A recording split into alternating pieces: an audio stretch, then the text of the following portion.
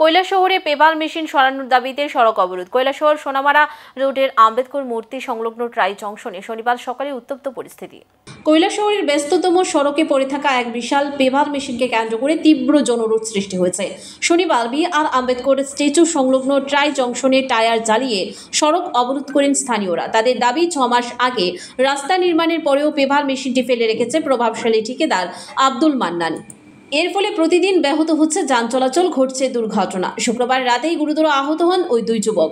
বিক্ষোভের খবর পেয়ে ঘটনাস্থলে পৌঁছয় কৈলাসহর থানার পুলিশ ও টিএসআর বাহিনী। দীর্ঘ আলোচনার পর ডেপুটি সিইও আশ্বাস দেন সোমবারের মধ্যে এই মেশিন সরিয়ে নেওয়া হবে। এরপর অবরোধ প্রত্যাহার করে নেন স্থানীয়রা। সূত্র জানায়, নির্মাণ কাজের সময় এ নিয়ে পরবর্তীতে দুষ্কৃতীদের আগুন লাগানো এবং ঠিকাদারি বিবাদের কারণে মাঝ রাস্তায় ফেলে রাখা হয় এই মেশিন। জনগণের অভিযোগ, একটি গুরুত্বপূর্ণ রাস্তায় এতদিন এইভাবে বিপজ্জনকভাবে যন্ত্রাংশ ফেলে রাখা প্রশাসনিক গাফিলতির বড় দৃষ্টান্ত রয়েছে। তো দীর্ঘদিন থেকে এখানে অ্যাক্সিডেন্ট হচ্ছে।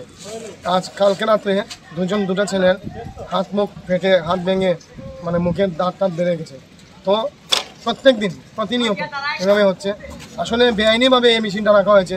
তো আমরা এলাকাবাসীর তরফ থেকে এবং এখানে আমাদের ক্লাবের সেক্রেটারি রয়েছেন, তিনি এলাকার আমরা সবাই মিলে একত্রিত হয়ে আমরা আন্দোলন করেছি এবং আমাদের সিও স্যার এসেছেন।